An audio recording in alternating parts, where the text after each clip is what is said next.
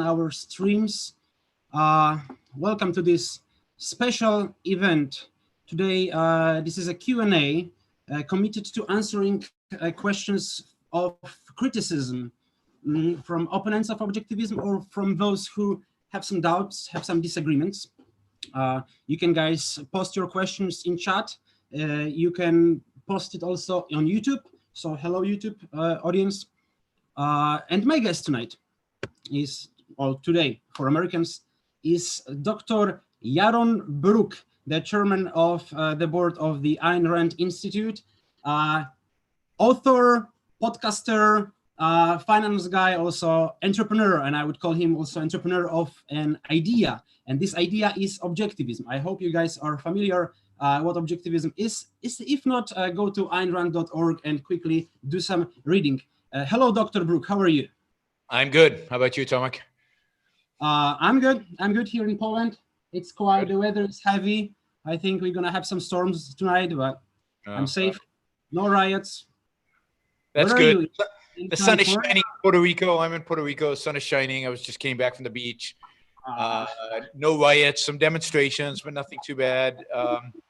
And overall, a beautiful, beautiful day today. Yes, I'm a bit jealous. So, guys, I have some base questions submitted to me before in some comments in various groups that I was posting this event to. Sure. So I have some questions, but I'm always welcomed from you to post questions in chat, either here or on YouTube. Well, you can press raise hand, and if you seem decent person with a name, I may let you in on a voice and a camera. Yaron. Yeah, generally, if people could put on their cameras, that's always nice. It's always nice to see you guys. Right? I can put you all on one screen. Like you are all welcomed to be seen here. We have 27 people right now on Zoom and 8 on YouTube. Yaron, I guess like you were not born an objectivist. There was some way for you, some path to get into these ideas and to agree with them. What was the biggest problem you personally faced with objectivism? The biggest problem I faced? Biggest idea, something hard, difficult for you to chew and agree with? Well, I mean, there were a lot of things that were hard to understand, but I wouldn't say they were a problem of embracing objectivism. I don't know. To me, once I read Atlas Shrugged, and so the biggest problem while reading Atlas Shrugged was to embrace egoism, to reject altruism, to really internalize this idea of it was okay to live for myself. My life was the standard. That was a real revolution for me, and really hard to integrate and to absorb, given how I was raised, given the philosophy of everybody I knew around me, given the philosophy of everybody I talked to. And I'd say the things that were most difficult for me to get rid of, right? Particularly on the emotional level. So intellectually, I understood a lot, but emotionally, it took me years and years and years to get rid of those. So first, altruism, which is really hard to really get rid of from every system that you have, right? Because it's so ingrained in all of us. It's so much part of the culture, and I think most of us don't even know completely, and you have to be very self-aware when altruism is kind of eating away at you, preventing you from being happy, preventing you from making the right decisions. So altruism is big. For me, it was also nationalism, collectivism. I grew up in Israel, and collectivism was the thing, and nationalism was the thing, and it took me a long time to get rid of that, to integrate that out of my system. As part of that, there was a period where I served in the Israeli army after I'd already become an objectivist. So I had to serve in the Israeli army while I was integrating out of believing in nationalism and collectivism and dying for your country or whatever.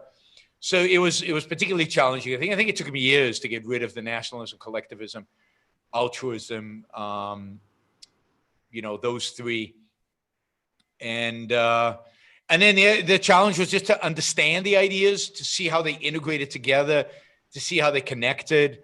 I studied the philosophy slowly. I mean, I know people who just immerse themselves in it and they try to eat up everything. I couldn't find the books, so it took me a while to read, and I read slowly. And so for me, it was a years-long, process. It wasn't something where I read Atlas Shrugged and I read everything else, and within 6 months, I was completely educated in objectivism. I don't completely trust anybody who does that completely, because it takes a long time to integrate these ideas, particularly when you're young. And the fact is, when you're young, you're ignorant. You don't know anything. I didn't know anything.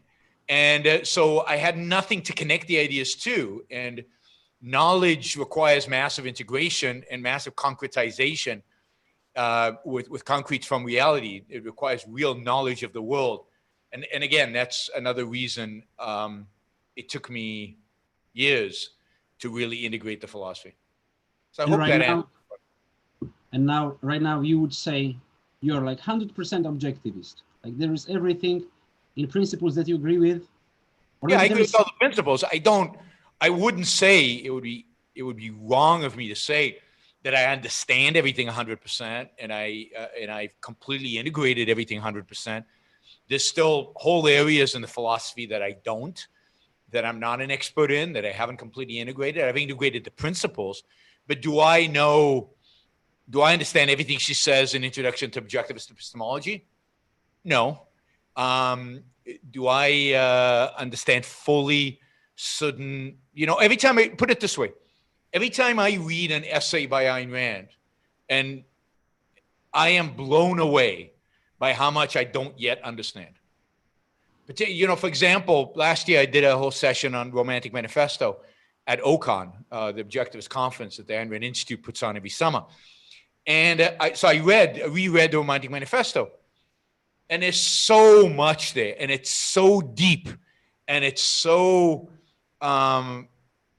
different than anything else, And she integrates philosophy, psychology, and of course art, all in these essays. And no, I mean, there's a lot I still don't completely understand. I kind of get, I don't disagree, but I can't say yes, I really understand it. I can teach it now. That's the standard for understanding, by the way. When you can teach something, you understand it. Or when you write about something, you understand it. Until you teach it on or write on it, you think you understand it. But try to write an essay on why egoism is the right approach to ethics, and have somebody edit it. So have somebody critique it, so that it's real, so it's convincing. Or teach a class, get some friends and do a little seminar on it. And suddenly you discover that you don't quite know how to explain certain aspects of it. And that means you don't completely understand it, or you can't give the right examples. A lot of teaching and a lot of explaining is giving examples, and you need to have examples for everything that you know. Do you? So those are so there's a lot I don't know yet still, and there's a lot I'll never know because I'm not that interested. Do I care that I don't know every aspect of the epistemology? A little bit. It would be nice if I knew it. Do I care enough to devote huge amounts of time to studying it? No, it's not. It doesn't affect my life enough. I'm an egoist. Every minute of my life counts. I'm owning and a focus on the thing that add value, and I know the epistemology enough so that I can live my life and do my thing and do what I do well enough. So. Well, guys, I'm still waiting for questions in both chats. Thank you, Yaron, for this. Well, we are about to answer some criticism. I mean, you are. I'll try to moderate it.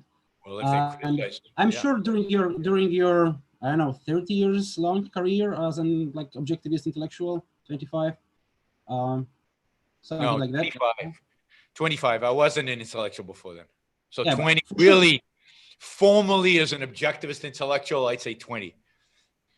I started late, and I think to be an intellectual, you have to get there, right? It takes a long time. Not everybody who knows objectivism is automatically an intellectual. Not everybody argues objectivism is automatically intellectual. You have to know a lot. So probably 20, maybe 22 years, not much more than that. I've been speaking about objectivism. Probably the first lectures on objectivism I ever gave was 1997 or 8, so 22, 23 years ago. That's it. I've been studying objectivism. I read Atlas Shrugged. Now you're getting how old I am. I read Atlas Shrugged 43 years ago. But it took me 20 years before I ever gave a talk. I mean, a formal talk on objectivism. I know, because we organized a lot of talks with you. You told me that your favorite part of the meeting is the Q&A session. Yes. You are quite like confrontal guy. You like to answer criticism. Absolutely. But I love to watch them as well. What is the one that comes the most often? The question after your talks.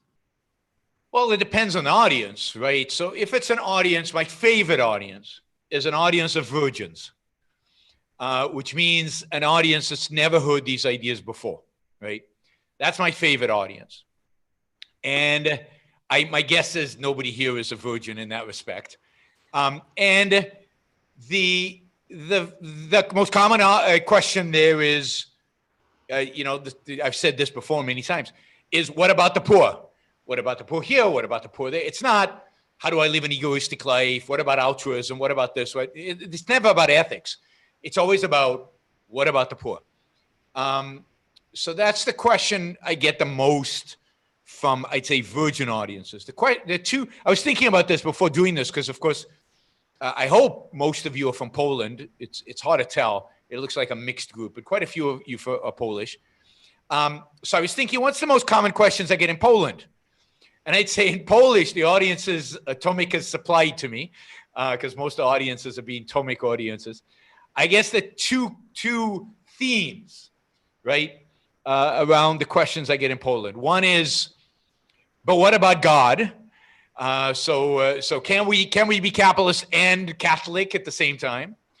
And the second is about, why do we need government? Are they anarchists? So, and that I get from all non-virgin audiences, the anarchy question. It's always there.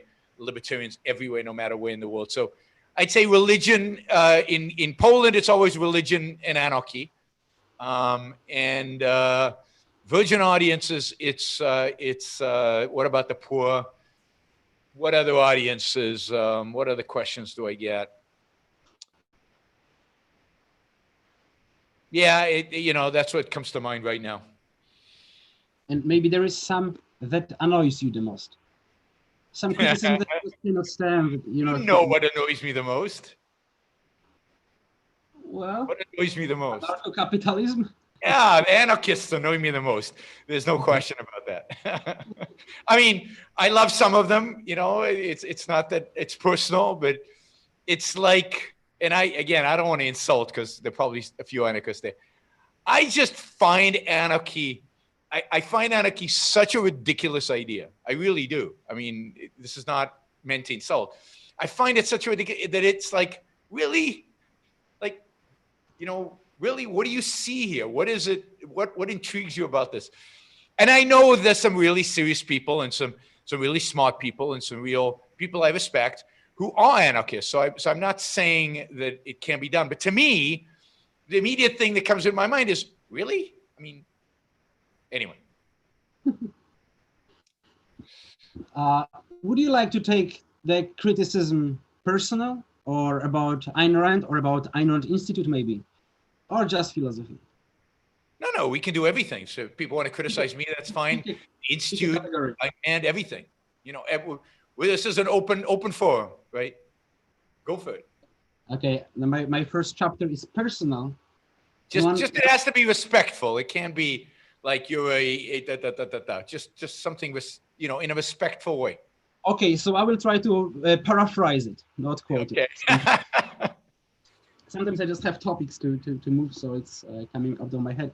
But don't you think, because many people, I mean, for sure one person, and I heard it a few times, see you as some kind of like a grumpy, angry man. Some people say that, oh, Ayn Rand used to be same way. Yep. So Well, does it mean more happiness in objectivism? And aren't you worried that it maybe makes a bad PR, or maybe it, I don't know. What do you say about this? Maybe. I mean, maybe it's bad PR. It's hard to tell. I don't think of myself as a grumpy old man. I don't consider myself old or grumpy. I think people who know me would never think of me as grumpy. I'm happy. I live a happy life. As I said, life is good, and my life is in particular good. So I'm not grumpy at all. The problem is that I care. I'm passionate, and I really, really care about my life, about other people's lives, about the world, about the state of the world. So I come across as grumpy because I get angry, because, and I think this is true of Ayn Rand. I don't think Ayn Rand was grumpy, but she came across as grumpy because she cared, and she cared about the world around us. And I often say in my shows, I hate being so negative, because I'm not negative at all in my life. Right? I don't live a negative life. I don't think in terms of the negative. But the fact is, when I do a show, so for example, I'll give you an example. If I do a show on my podcast about art, about how wonderful art is, about how much I enjoy art, about the meaning of art and so on, like 5 people watch it. And if I do a show about how Trump is a complete and utter idiot, maniac, moron, I think is a technical word, then 1,000, 2,000, 3,000 people watch it. And if I do a show about how evil the left is, then 5,000 people watch it, right? So many, many more people watch me when I'm grumpy. So the market signal is, attack. The positives people are not interested in. Now, again, the fact is that I get angry at the state of the world. I get angry at people. You asked me about questions I hate. I guess the other question I hate the most, other than the anarchists, are the Trump questions. Because again, it's to me like Trump is so obviously bad that it upsets me when people don't see it. But it's, so I don't know.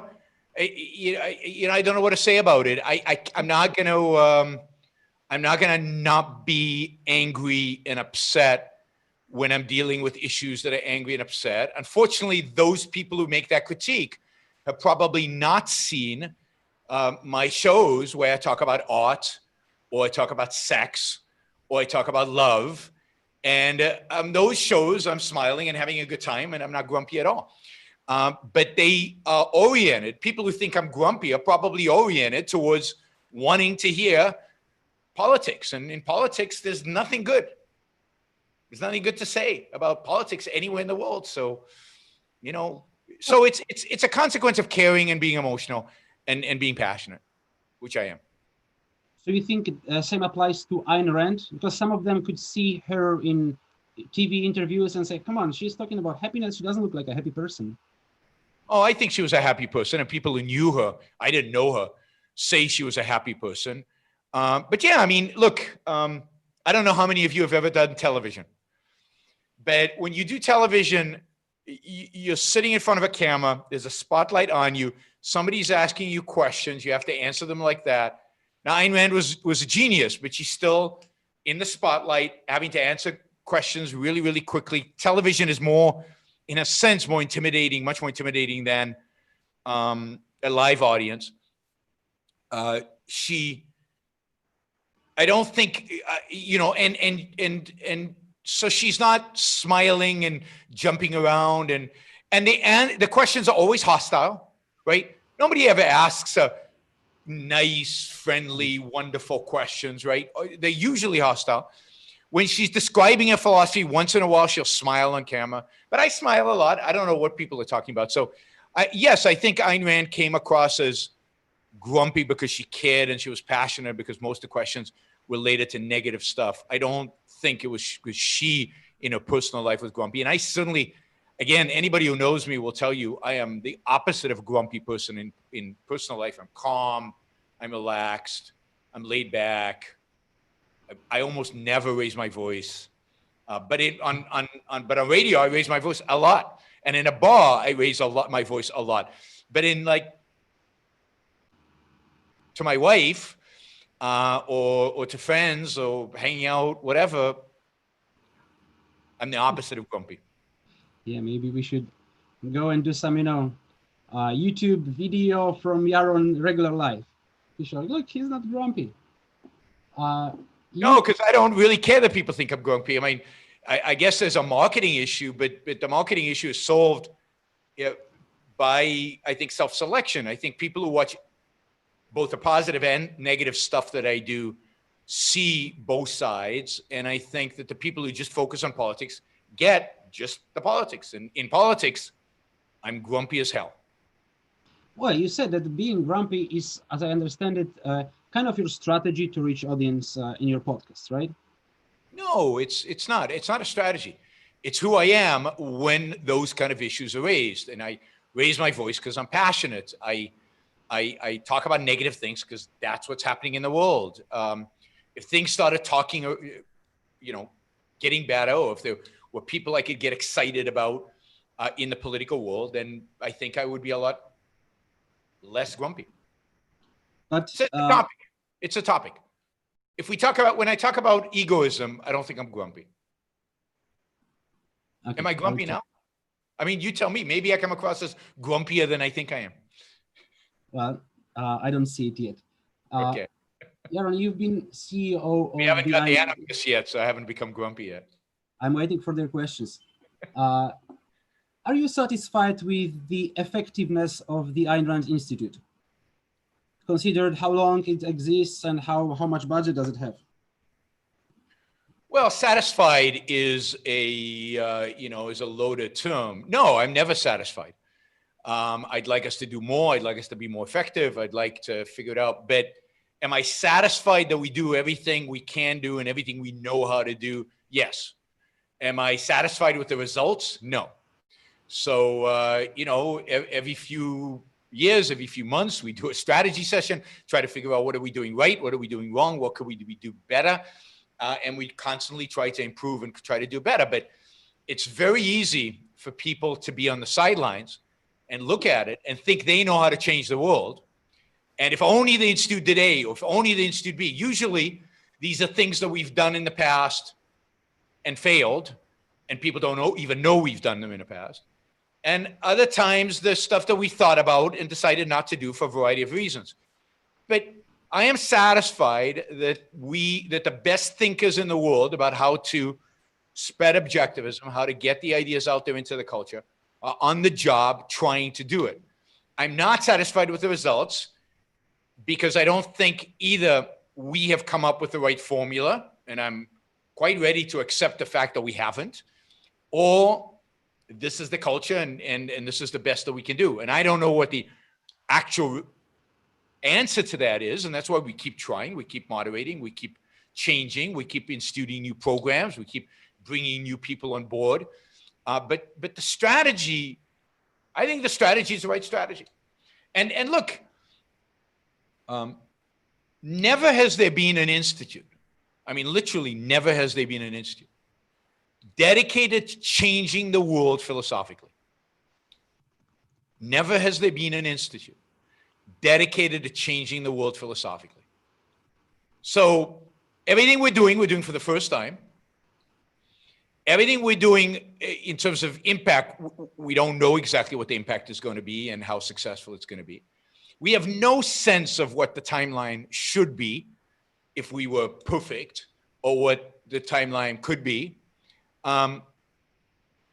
This is I think, the most difficult thing in the world. I can't think of a more challenging, difficult, fun, but challenging and difficult thing to do than try to change the world philosophically, not politically, not scientifically, philosophically. So the underlying premise of everything.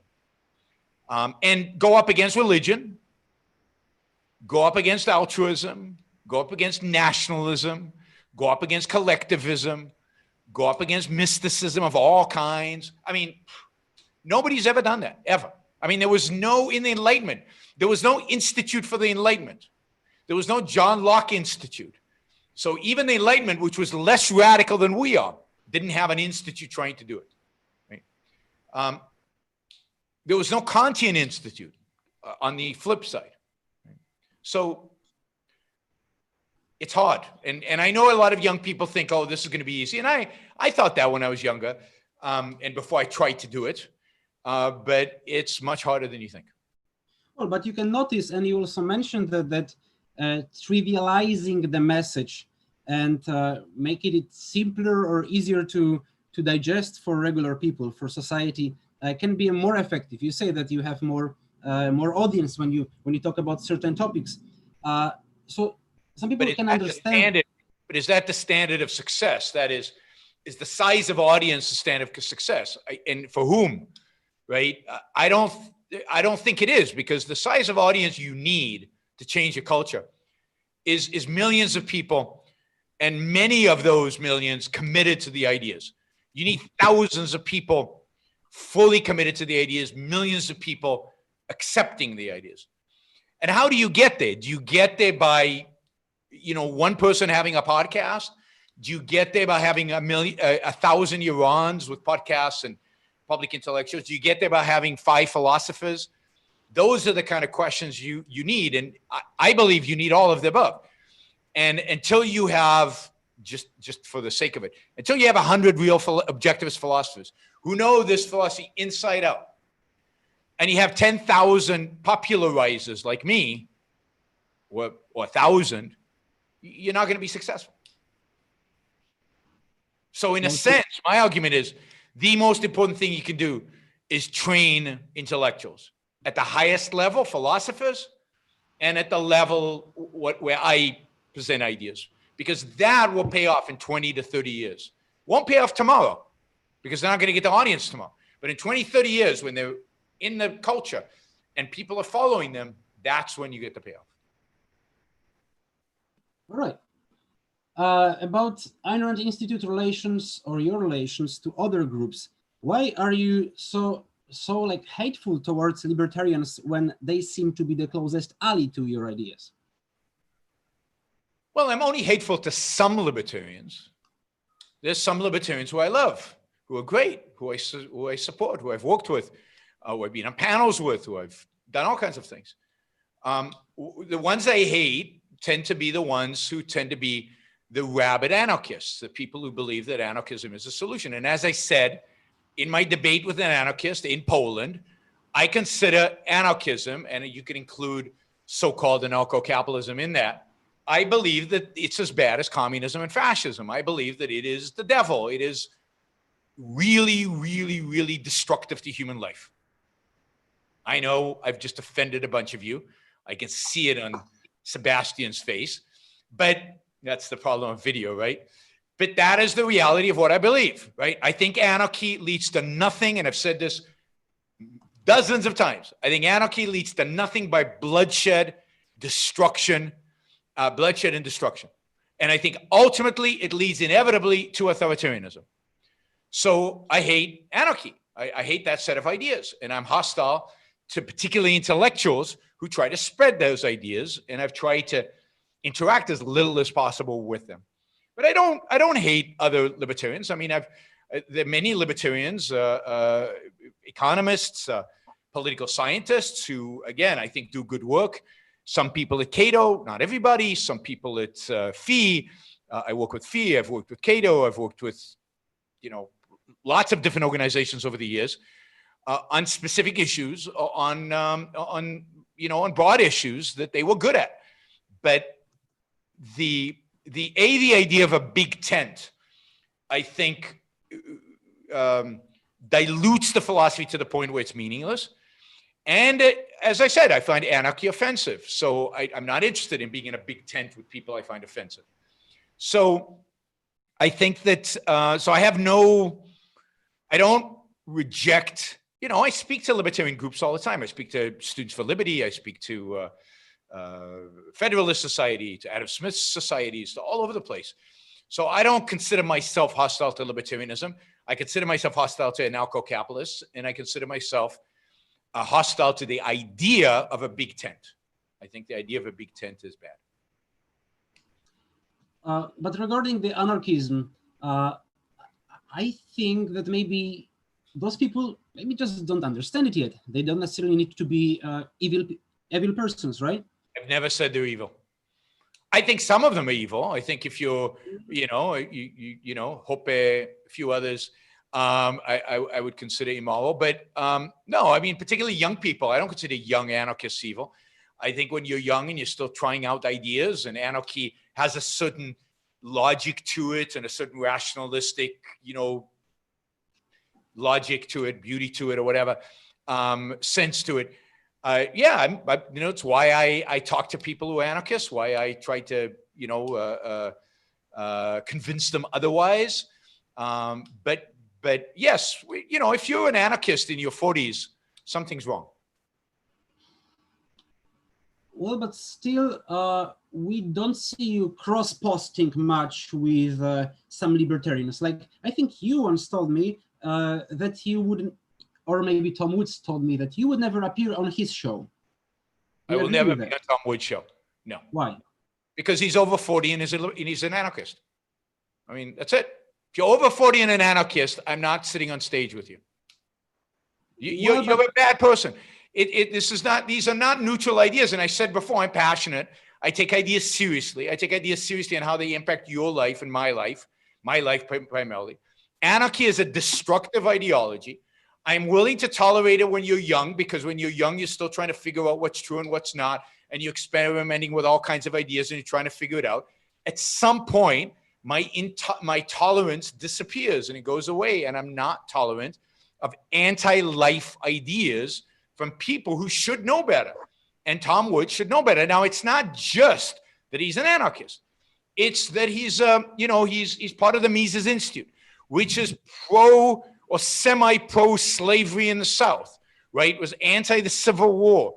That has, you can find articles there, underlying racist agendas, not that Tom Woods is, but the organization he's affiliated with is, that are pacifists, which I consider, nutty. The pacifists, they're anti-American in foreign policy, every sin in the world. They're pro-Hugo Chavez. It's why I hate Ron Paul. Hate Ron Paul, not just dislike Ron Paul. It's because he's pro-Hugo Chavez, pro-Maduro's regime.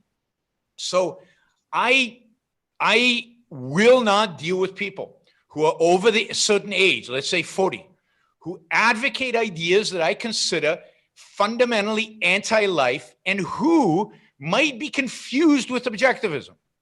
So people like Tom Woods, Murray Rothbard, anybody affiliated with the von Mises Institute, I mean, I find those ideas worse than the worst ideas of the left, to logic and to some extent because these people claim to be Ayn Rand fans. They claim to be pro-liberty when they're exact opposite. They're anti-liberty. Now I become grumpy, right? Now I'm living up to my reputation.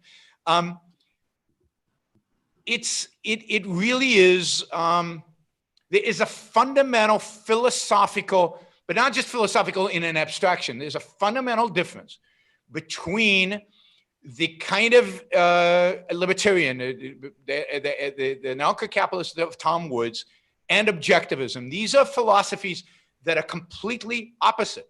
They happen to have some agreement on economics. But with all due respect, economics is not that important. And I'm an economist, and it's not that important. But they have no relationship when it comes to morality. They have no relationship in epistemology. They have no relationship in metaphysics. And they don't have any relationship in politics, because the one's an anarchist and one believes in actually limited government. So, and no relationship in aesthetics. So in 90% of the philosophy, we're opposed. And you want me to be their friend because of 10%. But I have more in common with leftists than with the anarcho-capitalists when it comes to the totality of their ideas. There is two issues with that, and issues. Aaron points out that, don't you think that a more good would do just go and debate him? You don't have to endorse him. And the second point is debating somebody, let me just finish. Debating something is an endorsement. Debating somebody is a sanction. There's no reason to debate him. That's the bigger problem. Anarcho, and again, I'm going to insult some of you, but tough. Anarcho-capitalism is not a legitimate ideology. It's not a legitimate set of ideas. It's not worthy of debate. It is a fringe, marginal, insignificant portion of the world is anarcho-capitalist. And most people grow out of it relatively quickly, right? So again, there are not that many over 40. And it's just not worth debating. I mean, I did that debate in Poland. I've done it once. Anybody can go watch it. And if you don't, if that's not good enough, then, you're going to have to figure it out yourselves. Yaron hated this debate. He didn't want to come. I was not sure if even this is going to happen.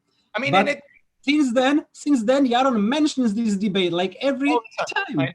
So I guess I did hate it, and there's a sense in which I'm glad I didn't. There's a sense in which I feel a little dirty for doing it. I mean, he was there defending, sex with children. I mean, or he couldn't argue against it. I mean, I can't think of anything more where I want to wash my hands and stay away. You can check the recording and at objectivism.pl. It was, I don't remember the title. I will post it in the event afterwards. Easy to find. All you do is do Yaron Brook Anarchy, and that's the first hit you get on YouTube. All right. And if you want to support this not so grumpy man in headphones, you can go to yaronbrookshow.com and check all the... Here's a question Adam asked, so I might as well answer it because it's related. He says, couldn't you make the same argument against objectivism? Fringe, only small portion of people in the world are objectivists. True, absolutely true. And I'm always surprised why people agree to debate an objectivist. And I always say, when somebody says, I don't want to debate you, Yaron, I always say, I understand him completely. He's got nothing to debate. He's got nothing to gain by debating me. And I don't blame people for not debating me. I go, yeah, I mean, let's say, I don't know, Steven Pinker. Why doesn't Steven Pinker agree to appear on stage with me? Because he's got nothing to gain and everything to lose by it. So objectivism is fringe and small. Absolutely. I happen to be in that fringe and small. If I'm going to go and debate, if I want to grow the movement, I'm not going to grow the movement by going to another fringe and small and even less reputable group than objectivists, which is the anarcho-capitalists. I would much rather go to big groups where I can get lots of people like leftists and conservatives.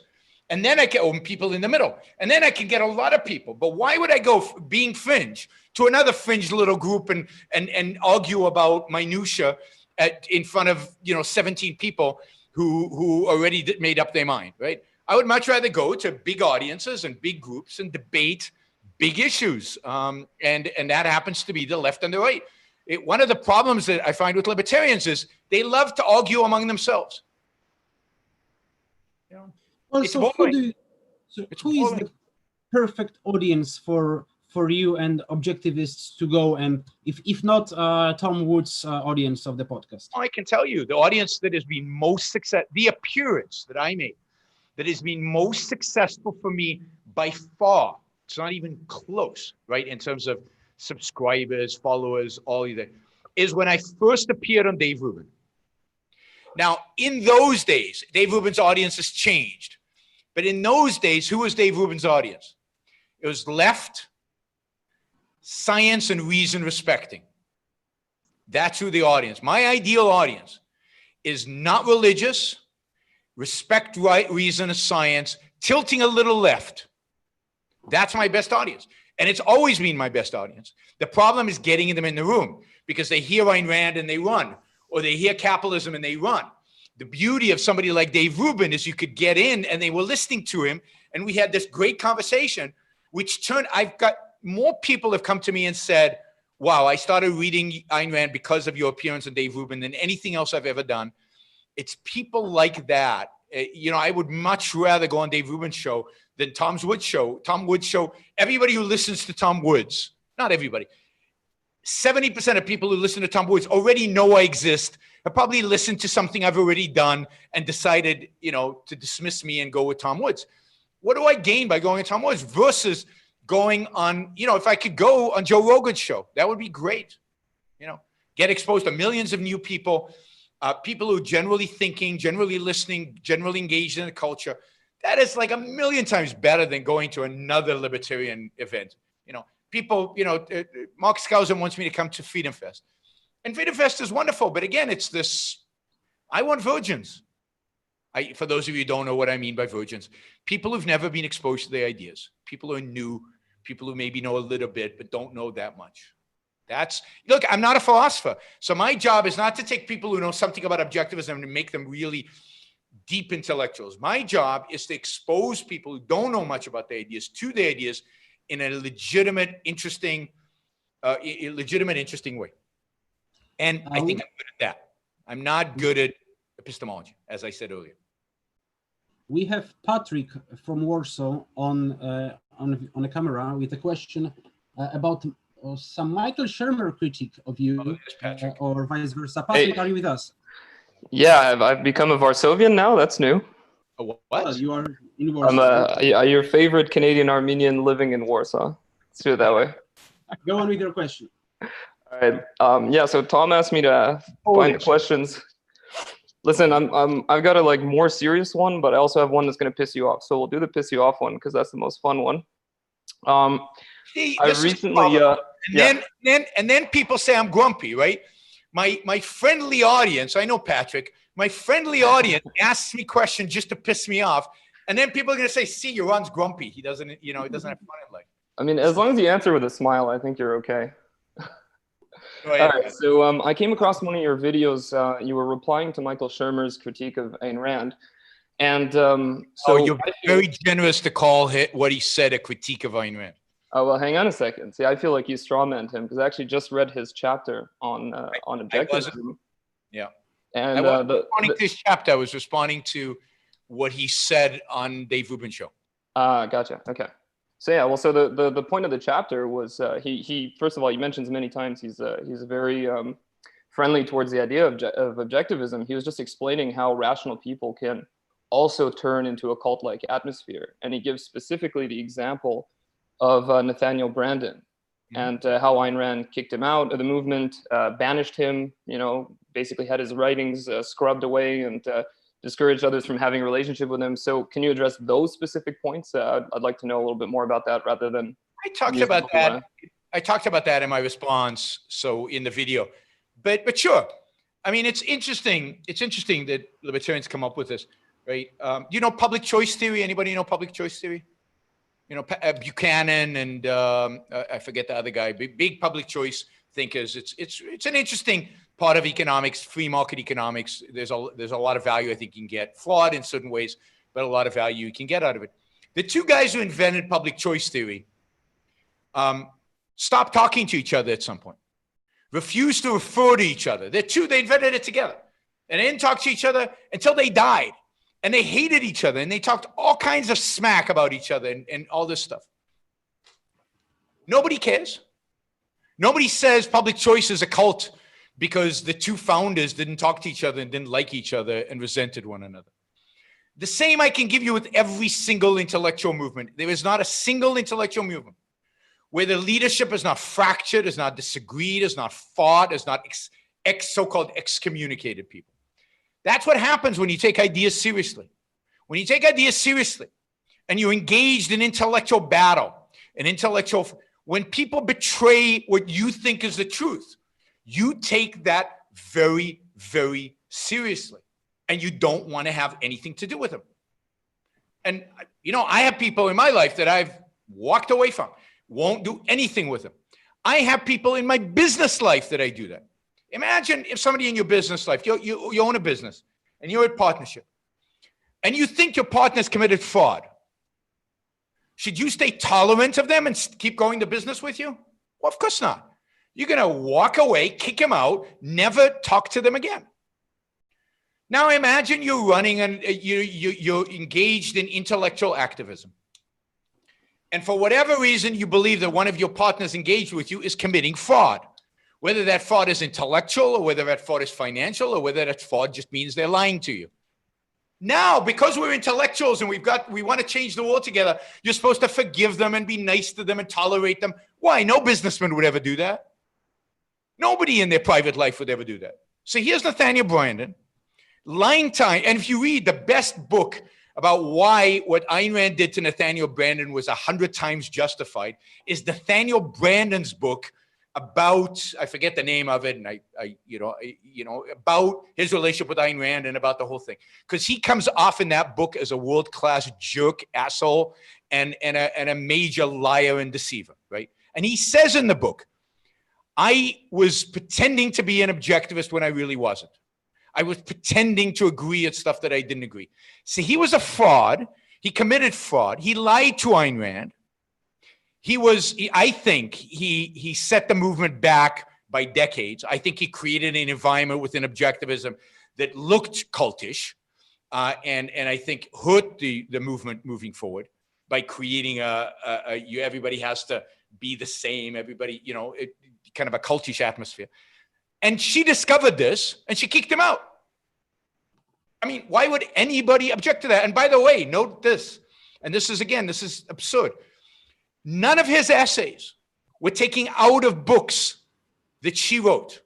So in Capitalism, Not an Ideal, and The Virtue of Selfishness, they're essays by Nathaniel Branden. Nobody took those out. Nobody demanded that they be taken out. He wasn't wiped away from the objectivist history. He's right there. So, well, there is a preface to The Virtue of Selfishness. What's that?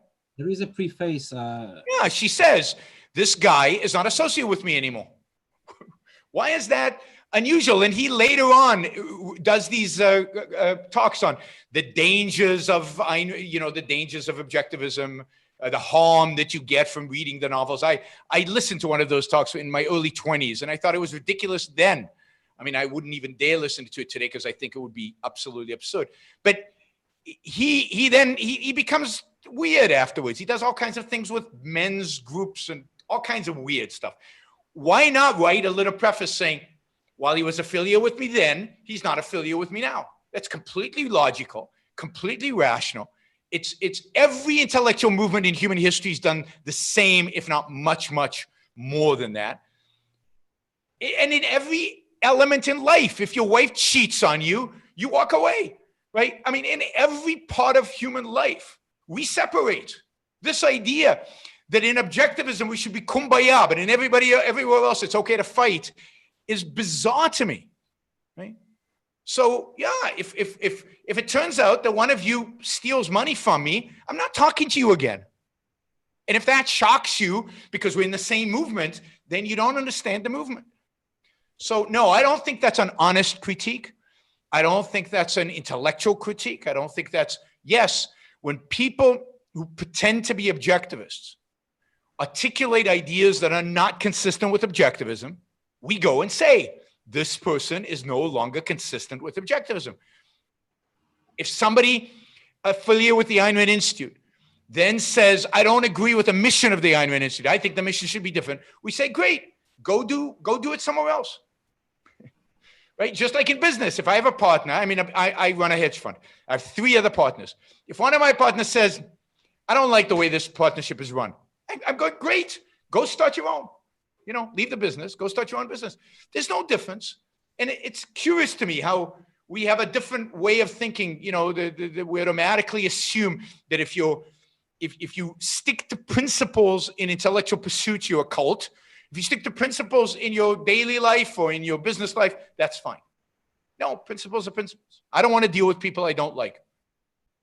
And since I'm the boss, I get to kick out people I don't like. Well, the allegations not like in a deep sense, not just that it's superficially. Yeah. Well, the allegations of the objectivist movement being cultish and sectish were like, they existed like 40 years ago, even with Rothbard. And since then, we had this thing. Yeah, but Rothbard, now you're getting me angry. Because Rothbard is the most cultish, disgusting, offensive guy out there. I mean, Rothbard was kicked out of Cato. Cato is like the ultimate in Big Ten, loving everybody, and they couldn't stand Rothbard. Rothbard, isolated, himself and fought with everybody. Think about the fact that the Koch brothers, who were like this with Rothbard in the 70s, were like this with Rothbard post-70s. So to use Rothbard to critique Ayn Rand, Rothbard also admitted later in life that he lied about Ayn Rand, that he made stuff up about Ayn Rand in order to make his little cult much more exclusive, right? So no, I don't, libertarians who are about as exclusive as anybody in terms of who they deal with, right? Let me give you an example. Tom Woods is an example. You raised Tom Woods before, and I hope this Q&A doesn't all turn over libertarians. The von Mises Institute after 9/11 called me a bloodthirsty, homicidal maniac. And that was some of their nicest comments about me, right? They wrote article about how I was crazy, stupid, and bloodthirsty. Now, I'm supposed to ignore that, and I'm supposed to just appear on Tom Woods' show as if nothing happened, as if we're good friends, as if we have a common agenda. I mean, that is bizarre. If somebody calls me a bloodthirsty maniac, unless they apologize and explain why, I'm never going to talk to them again. I mean, I'm not talking about a intellectual critique of my point of view. I'm talking about name calling and a complete distortion of my point of view. I believe in, I'm a human, I'm an egoist. I'm not going to go to my destroyers and say, sure, let's be friends because you happen to agree about 10%, because I like your economics. Forget it. And the same thing about every aspect of this. If you undermine the philosophy, why do I want to be your partner? So, if people think that if you stick to principles and you require that other people affiliated with you stick to principles, if people think that's a cult, then they don't know what a cult is. They don't understand what a cult is, and they are delusional. You can't have a cult of independent thinkers. You can't have a cult that advocates for reason and thinking for yourself. But it's also true that every movement, including a movement of independent thinkers, is a movement that has standards and has criteria and has principles. And it's not like we lynch anybody or burn them at the stake. We say, if you think this, we don't want to have anything to do with you. Go cry to your mommy. But that's what they do. They go, oh, the cult of objectivism. Give me a break. Grow up. You don't agree with us. Have a spine. Accept that you don't agree with us. Go do your own thing. Somebody asked me a nice question so I can stop being grumpy. I have a set of very Polish questions and actually asked by Polish audience. Okay. Because I'm talking to you from Poland, you can always visit that. I thought Patrick had more questions for me. Well, I know what is his second question. I will maybe, when we go with the topics, I will bring him back. Why can't you accept, Yaron, that Polish nationalism is about freedom? I guess this somebody is arguing about this with you over some podcasts or comments. Yeah, this is another one of the questions I always get in Poland, because the Polish liberty movement is comprised of three types, and there's overlap, right? Which is weird. Religionists, nationalists, and anarchists. And objectivists. Not the whole movement. I'm kidding, but not the whole movement, but a big chunk of it. And we have two objectivists, so please go follow objectivism.pl. I will post links. Go on, Yaron. Because nationalism and freedom are in contradiction. Particularly the kind of nationalism that I think the Polish nationalists advocate for. What is nationalism? It's an ism. It's an ism that says what? It's an ism that basically means the state is above the individual. The state is what's important. And the state, in the Polish context, is defined by certain borders and a certain type of person inside the borders. A Pole, he has a particular color skin, and he has a particular genetic line, and whatever, right? People who are defined as Polish by genetics, not by citizenship. So I don't know if Patrick will ever be a real Pole for the nationalists, because he's Armenian from, I can't remember from where. But that is anti-individualism, and that is anti-freedom. It places, genetic lineage, race, as a primary of evaluating something for the purpose of politics. Polish nationalism is anti-immigration. Polish nationalism is placing the state above the individual, and that's the opposite of freedom. Freedom is about the sanctity of the individual. It is about, the only type of nationalism which would be legitimate is a nationalism that says we in these borders are fighting for respecting the individual, and we will do whatever we can for the individual. It's like the original form of American nationalism that Ayn Rand talked about, but almost nobody believes in that form of nationalism. Nationalism for almost everybody is state above the individual, and state defined not just in terms of borders, but in terms of genes. And that is the opposite of what it means to be an individualist. It's an opposite of what it means to be pro-freedom. It's the opposite of what it means to be pro-liberty. And if I could comment on that, I also think that Polish nationalism is not about freedom. This is wishful thinking. If you actually look out at the window and check the nationalists, no. However, if you are so against nationalism, why does Ayn Rand Institute spend vast amounts of resources and time on writing about few million Israelis and nothing on Hong Kong, Taiwan? I would challenge anybody to look at my podcasts and sum up the minutes that I've spent on Israel versus the minutes I've spent on Hong Kong. I'm sure I've spent more time on Hong Kong than on Israel. But the main reason is that Israel is a bastion of freedom in an area dominated by collectivism, mysticism, barbarism, and an area in which the West is in significant conflict. So it's not that Israel is an ideal state. It's not.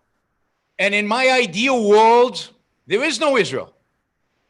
I don't believe in Israel if there's no anti-Semitism and we all live in laissez-faire capitalism. I don't believe in Israel.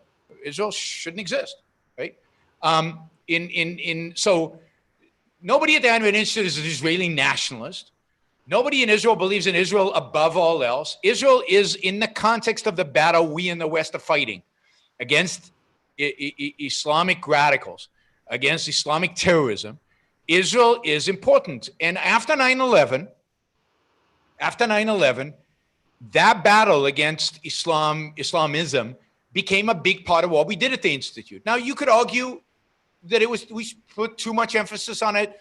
I know people who think we put too little emphasis on it. I know people disagree. I mean, there's nothing you can do about it. But the fact is that once that became a big issue, and I think 9/11 was a big issue, Israel played a big role in it because it's right smack in the middle of the Middle East. And it's the only free country in the Middle East. It's the only worthwhile country in the Middle East. And it's the only US ally in the Middle East. And that's why it becomes an issue. So I don't talk about Israel much on my show. I left Israel, by the way, if you haven't noticed. I don't live there anymore because I like America more than I like Israel. I'm an American patriot. I consider myself an American, not an Israeli. When people introduce me as an Israeli American, I don't like that because I am an American first. But if you're gonna attack Israel, I'm gonna come after you intellectually, right? If you're gonna create a moral equivalency between Israel and its neighbors, I'm gonna come after you. I would rather live in Hong Kong than in Tel Aviv. I've said that often. I've considered. I mean, there was a period. I've never really considered moving to Hong Kong, but I love Hong Kong. Hong Kong is much more my spirit. But it's not. This notion that the Ayn Rand Institute is obsessed with Israel. The only reason we emphasize Israel is because of the context, and you can't ignore the context. Israel as a country is no worse and no better than France, Germany, Italy, places in Europe. It's a mixed economy. It has better elements to those countries and it has worse elements to those countries. Politically, it's very mixed. But in the context of the Middle East, it's a shining beacon. And in the context of the fight against terrorism, it's a shining beacon. By the way, most of my talks on Israel are very critical of Israel. But still, with you being Israeli, Ayn Rand and most of the VIPs around Ayn Rand Institute are Jewish. It seems quite suspicious. That's because you guys have collectivistic minds. Instead of asking the question, what do these Jews do right that causes so many of them to become objectivists, you immediately assume there's some conspiracy, right? And look, if we wanted to take over the world right now, we wouldn't start with objectivism. Because as somebody said, we're too small and too sidelines. You know, we'd start, you know, we take over, I don't know, something else. I mean, no, it's a stupid question. You know, it's not like Jews are conspiring to take over objectivism. It just happens that Ayn Rand happened to be Jewish in origin. She didn't care much about it. Nobody cares much about it, and it's never discussed. What difference does it make? It's only from a nationalist collectivistic perspective does that even matter. Nobody ever talks about it because nobody cares. I have a question from Betsy Speicher, if I She's on video. Betsy, are you with us? You broke up, so say that again. I broke up. Yeah. Well, I had a question from Betsy. Betsy, are you with us? Yeah, she is. You need to unmute yourself, and you can join us on. Okay. I have a question about the Ayn Rand Institute activity. I've been an ARI supporter forever, since it started, and I love the essay contest, which helps spread the reading of Ayn Rand's books. I donate to the Books Project, and I see ARI's mission as preserving, promoting, and teaching Ayn Rand's philosophy. But I have some reservations, which I'd like you to address, about the independent intellectual activities, some of the essays and the op-eds issued by ARI, because they're not related to and don't promote or preserve Ayn Rand. Let me give you an example. Recently, ARI had, under New Ideal, published an essay by Elon Giorno, who's a friend of mine. And it was an excellent essay on foreign policy. But it never mentioned Ayn Rand. It never mentioned or emphasized her ideas such as individual rights or egoism versus altruism, or anything distinctly objectivist in the essay.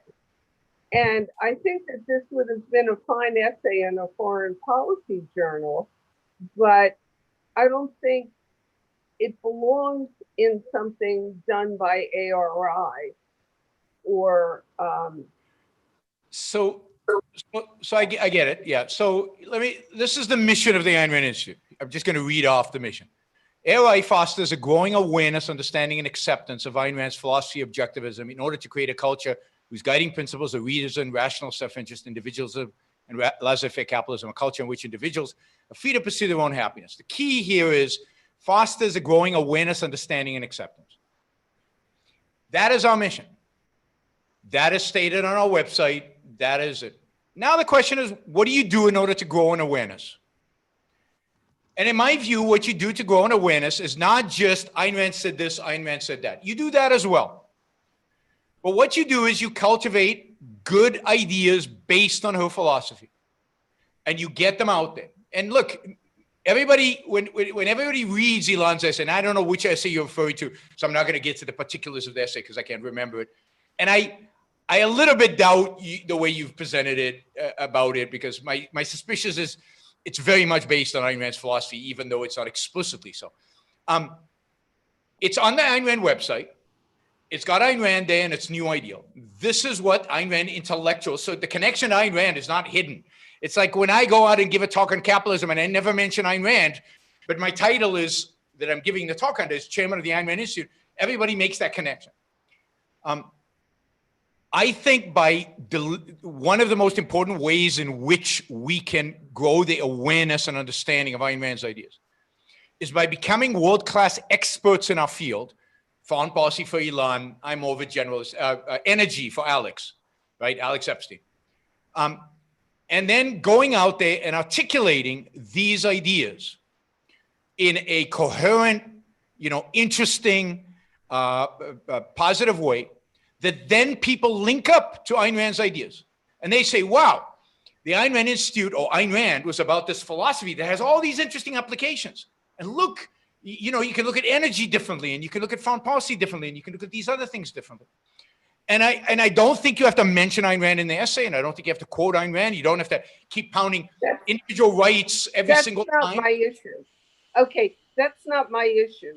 My concern is that ARI's resources should be focused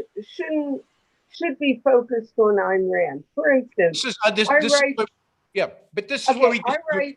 write books having to do with applications of objectivism to everyday life.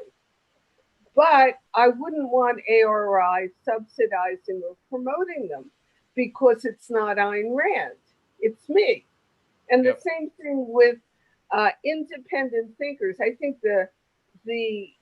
what ARI should be doing is teaching philosophy to the political commentators and to the people who would apply Ayn Rand's ideas to the culture, but not actually do it. I think that's a job for. Okay, so I get that, and so we disagree on what Ayn Rand Institute should do. I mean, that's just the reality, right? This is the thing, that if it existed, if there was an opportunity in the world where the Ayn Rand Institute could train these people, could train the political thinkers, could train the foreign policy guys, could train like we trained Alex and train these people, and then they could go get jobs at universities, at Cato, at think tanks, at these places, then great. And I would agree with you. That's what we should do. But the actual reality is, and Ayn Rand talked about this. Ayn Rand talked about the fact. Somebody asked her, what would you do? I think it's in What One Should Do in the essay. She said, one of the things, but maybe not, maybe it's somewhere else, or maybe Leonard told me this or something, but this is the idea.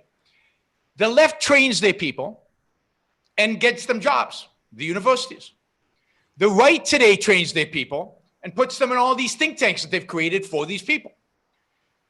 We in objectivism should train our people and then abandon them.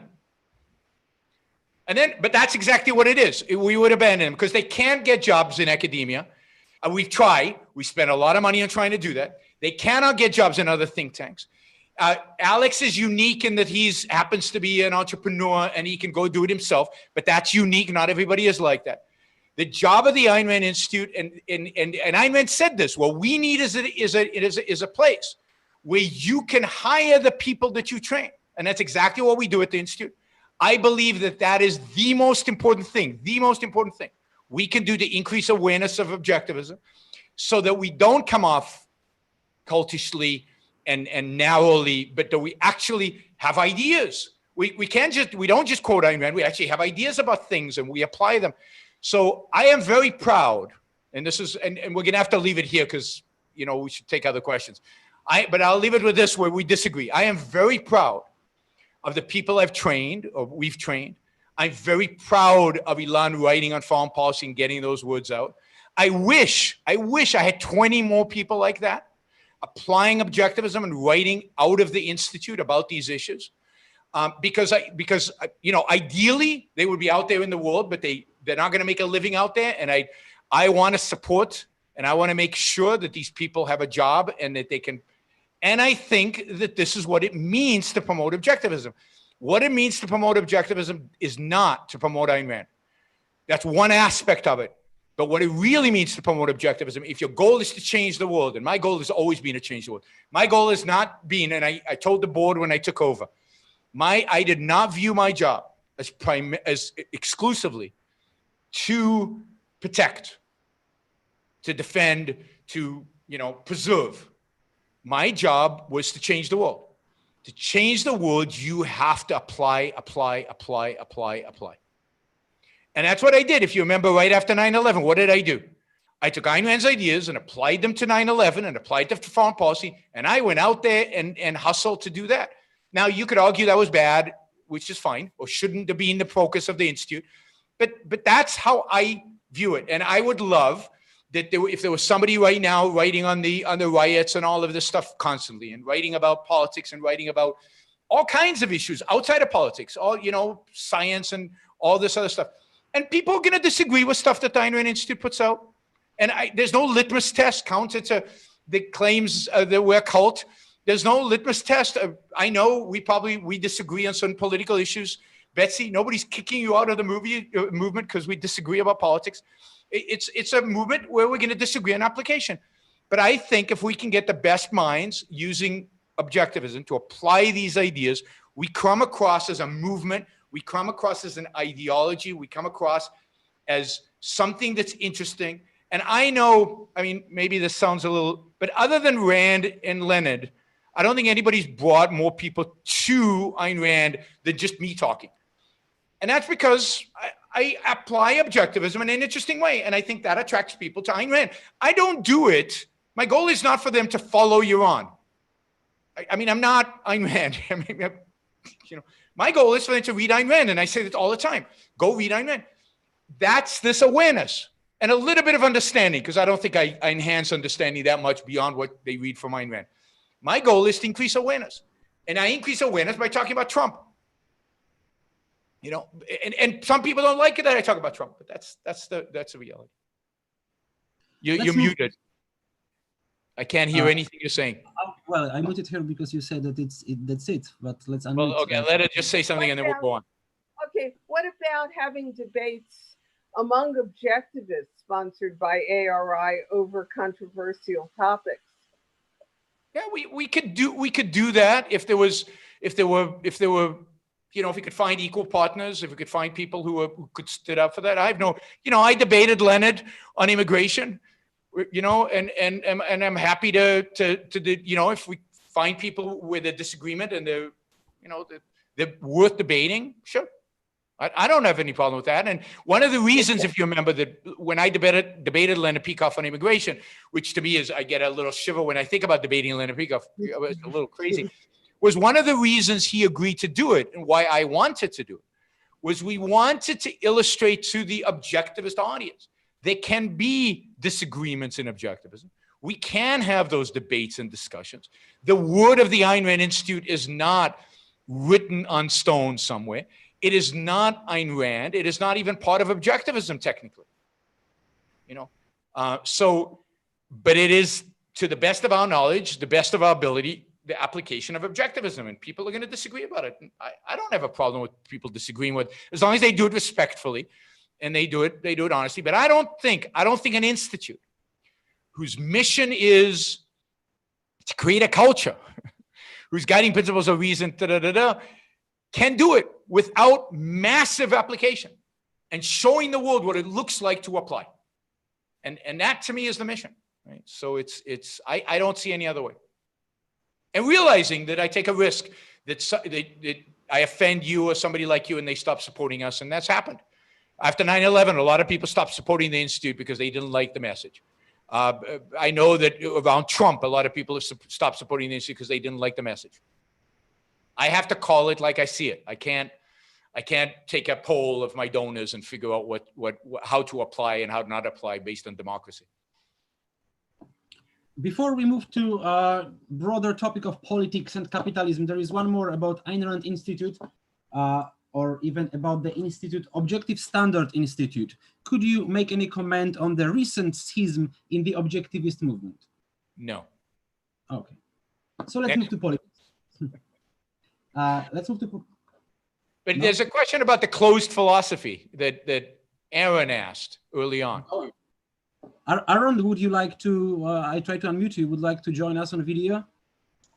Is he there? There he is. Yeah. I'd add video, but my internet is really questionable. Sorry. Go with your question by voice. Yeah. It just was Aaron was one of the first to ask a question, so I thought we'd go to that. Go ahead. Thanks. Yep. Okay. This is going to be a rough ride, I think. Objectivism deals with the nature of reality. Am I right? It depends by what you mean. No, objectivism doesn't deal with anything. Objectivism is the philosophy of Ayn Rand. It's an actual name of something very concrete. Well, yeah, but part of that philosophy is our understanding of reality. Oh, yes, it is. Oh, yeah, okay. When that understanding changes, you better have a way to write that into the source code of your philosophy, or your philosophy is wrong, broken, like an operating system that needs a patch. And you know, yeah, I agree. I want to say I'm not a physicist. I'm not an expert in quantum mechanics. So I want to be clear. I am stepping a bit outside of my expertise, and so I apologize a bit if I seem a bit out of my place. But like, I've read a little bit on how objectivists address things like quantum mechanics, the entanglement phenomenon, and they seem to think it's like some kind of trick played on them. It's not. It's real. And that relates back to my point about the closed philosophy. Okay. How are you going to address this? Yeah. Okay. So two things. Yeah, you're right. When something is discovered where Ayn Rand is wrong, it'll need to be fixed. It just won't be objectivism. We'll call it something else. Why is that a problem? So I view myself as a truth seeker who happens at this point in my life to believe that Ayn Rand, her ideas are true. Not every little detail about everything she said about anything, but in general, the principles of philosophy is true. If somebody came along and said, look, there's something in metaphysics, it's off. Look, this is then I'd say, great. You know, we've taken a great leap forward in terms of the truth, but it's not objectivism. Now let's call it something else. Let's call it Randianism, or let's call it whatever the person's name who discovered it after, or let's call it something, truthism. I don't know, whatever you want to call it. It doesn't, in that sense, this is not some kind of, and by the way, it's interesting because let's say we disagree about the source code. Let's say you think this new invention is a new truth, and Joe thinks that this invention is complete BS and it's wrong, that Ayn Rand was right originally. What do we call it then? What do you call it? So we both call it objectivism, and which version is the true version? So let's just call what Ayn Rand did objectivism. And then when you want to improve it, and I'm not being cynical here, that is, I believe it one day some genius will be able to improve it. Call that whatever we want to call it later on, but we know clearly what Ayn Rand wrote and differentiate it from the truth. And that's all Ayn Rand asked. After all we're doing is following her wishes. She said, I want objectivism to be the stuff I wrote or that I approved of, so that in the future, there's no confusion about what is attributed to me versus what is me. So it's a property rights, respect for somebody's wishes kind of notion. It's not a philosophical question at all, right? Nobody's debating that Ayn Rand is a closed system philosophically. It's a closed system in terms of the name you give it. Philosophy cannot be closed. Objectivism can. You know, and the same applies to other stuff, you know. Nobody wants to attribute to Bertrand Russell stuff that Bertrand Russell didn't write. And by the way, Bertrand Russell is wrong about everything. So if I improve Bertrand Russell's things about something, that doesn't make me a Russellian who's improved on Russell. That would be bizarre. You know, so one day there will be people who are influenced by Ayn Rand who think, true or not, that they've improved on her ideas. They won't call themselves objectivists, hopefully, although I think they will ultimately. They won't call themselves objectivists. They'll call themselves Randians, just like we call people Aristotelians or Platonists. They're not advocates of Plato or advocates of Aristotle. They're just influenced by them. And there will be a whole school of thought that is influenced by Ayn Rand, and there'll be a name for it. But what Ayn Rand asked is you don't call that objectivism, that you keep objectivism as the category that refers to what she wrote and what she advocated. So that's that. The second is quantum mechanics. There is no view in objectivism about quantum mechanics, qua physics. Some objectivists have a view about the interpretation of quantum mechanics. They have a view that even in the quantum world, A is A, and the law of causality holds. And by the way, even physicists, now I'm not a physicist and I know you're not a physicist, but this is my understanding as an engineer in a previous life of the state of physics. Even physicists, some physicists, disagree about the interpretation of quantum. The phenomena, nobody in objectivism said the phenomena doesn't exist. That would be bizarre. And that's not a question of philosophy. That's completely a question of physics. How you interpret the phenomena is a philosophical question. And all objectivists have said, this is not objectivism, all objectivists have said, is that the conventional interpretation of quantum mechanics is wrong. And that there are others, and I think I know 3 different objectivist physicists with 3 different alternative views, interpretations about quantum mechanics that are consistent with A is A and the law of causality. And I know which one is right, and I don't care, right? Because I don't care that much about quantum physics. It doesn't interest me that much. But it's not an issue in objectivism other than to say the philosophical interpretation, the way people use quantum mechanics is wrong. You could say, hey, you guys are wrong. You don't know what you're talking about. The interpretation is right. Fine. Let's have a discussion about that. But that's more philosophical discussion than a physics discussion, or physics relates to it. And that's a discussion philosophers of science should have, not me and you who barely know any physics. We should avoid this conversation. But in terms of what the movement or what objectivism or what objectivists think of this, I think it's a misinterpretation to say that we reject quantum physics. I mean, that's ridiculous. Or we reject a certain interpretation. I forget the Bohr, is it the Bohr interpretation or the Baum interpretation? I always confuse those two physicists. But, you know, and then some objectivist philosophers show the link between Kantian philosophy and certain approaches to modern physics and why Kant's philosophy is harming modern physics, not, again, in the physics sense, but in the interpretation in the philosophy of science sense. And that is completely legitimate. You guys can ask questions in chat. Please stay with the topic of criticism, because I'm getting a lot of questions which are general Q&A, questions about objectivism. You can ask them on Yaron Brook show. You can become a patron and you can ask many questions. Today we try to do criticism. What is, does Ayn Rand Institute use any KPIs, and what are those?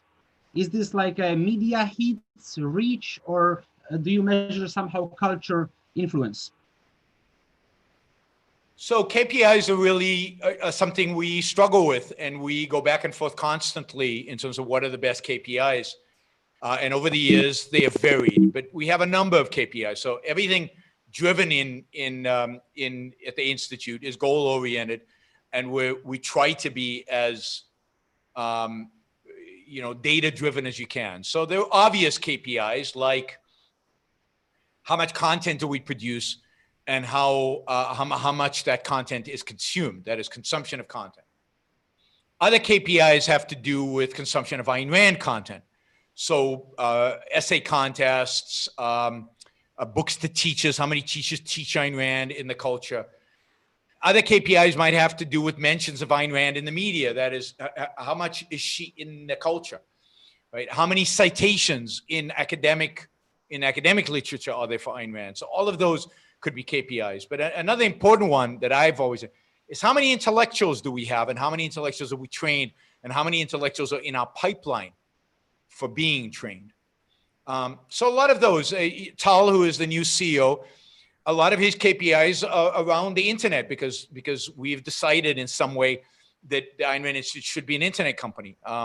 And to a large extent, it's about consumption of content. How much of our content is consumed, which relates to both awareness and understanding. And then how many people do we train? So I'd say those are the two big ones.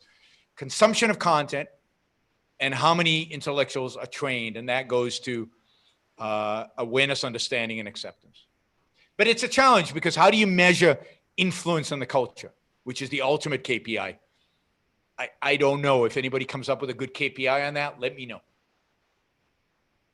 This one is a bit more personal. Could you support yourself without Ayn Rand Institute as a sole podcaster and public intellectual? Well, support myself at what standard of living? I guess like... So I get very little money from the Ayn Rand Institute. So let's be clear today. I get a little bit of money to help them fundraise, and I get paid when I give lectures, right? So per lecture. So when I come to Europe and give lectures, often the Ayn Rand Institute pays me. Could I survive? You know, it depends on the standard of living. A lot of people have told me, but the amount of money I get as a podcaster, they could survive. I couldn't, because I live at a very high standard of living. I spend a lot of money. That's because I have a lot of money. That's because I've never only had one job in my life. I have been involved with a hedge fund for 22 years. I'm the managing partner of the hedge fund today. That is my full-time job. All the stuff you see me do podcasting, all the stuff you see me lecturing around the world, all that is my part-time job. My full-time job is actually running a hedge fund. So I'm a pretty busy guy. And running a hedge fund, I mean, running a part of a hedge fund is, you know, this year is not very lucrative.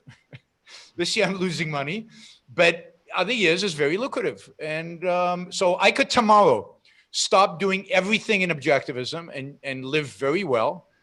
I could tomorrow stop getting any money from the Institute, just do my podcast and my hedge fund and live very well. The amount of money I get from the Institute is, for me, relatively insignificant. If that answers people's questions. Not that I'm sure any of this is anybody's business, but okay. But those of you who support the Institute, just so you know, today, I don't get, you know, very much money from the Institute at all. So I'm not a big expense item on the Institute. When I worked there full time, I had a good salary. I think I did a good job, so I got a good salary. What do you invest in with your hedge fund? I invest in small community banks in the United States. I'm both long and short, but I can't talk about it because if I talk about it, the SEC will be down my throat. So I cannot publicly, all right. I can't be perceived as marketing it in any way. I can see. But do you try to, I don't use Austrian economics. I don't use, you know, the trading strategy I have does not require knowledge of objectivism, although at the periphery, maybe some macroeconomic stuff. It doesn't. It's based on stuff that I did when I was an academic, a professor of finance in academia. My partner and I wrote some academic papers. They're published. You can find them in the Journal of Finance and the Journal of Quantitative and Financial Analysis. And the top financial journals, we wrote papers describing a phenomena. And 22 years ago, a large hedge fund came to us and asked, hey, can you take your academic research and turn it into a trading strategy? And it turned out we could. And since then, you know, I've never made a huge amount of money, but I made enough money to live well, above and beyond what I could ever make as a podcaster. I mean, unless I was a Jordan Peterson, he makes a lot of money just from public appearances. Nobody's paying me $100,000 a gig. When they do, we know objectivism is really winning. Good luck with your business. There comes comments defending Polish freedom nationalism. They say that globally nationalism has become more of an abbreviation for anti-globalism rather than any nationalistic ideology, and it can be seen as a society egoism, as a collective egoism, like Western world defending itself together against some dangerous civilization. So, by the way, I'm for that. Let's do away. Here's if you believe that, okay, let's do Western world. Fine. So let's get rid of Poland, merge it in with the rest of the countries in Europe, create a big country called Western Europe, Western civilization, whatever you want to call this new country, and then defend Western civilization. I'm all for that. You know, but I have a sense that Polish nationalists would not go for that. That you know, that they would reject that idea. So look, there is no such thing as collective egoism, Egoism is an attribute of individuals, not of collectives. The only self-interest of a collective is the self-interest of individuals within it. I am not against defending Western civilization. I've kind of dedicated my life to defending Western civilization. I work hard at it. So everything I do is focused on defending Western civilization. You don't need walls around a state focused on the nation in order to defend Western civilization. Indeed, Western civilization is a way to let down the walls and embrace anybody. I mean, hey, are the Poles willing to accept immigrants to the Middle East who embrace Western civilization? Are they willing to accept them as the nationalists?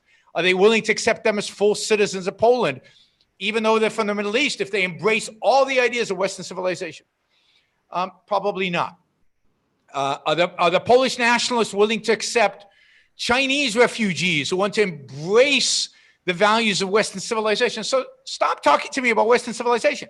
You're talking about your particular genetic lineage, which is called Polish. That's what Polish nationalism is about. It's not one iota there's not one iota of Western civilization and Polish nationalism. Indeed, nationalism is a rejection of Western Western ideology. Western ideology, and here is the term that makes me grumpy again: globalism.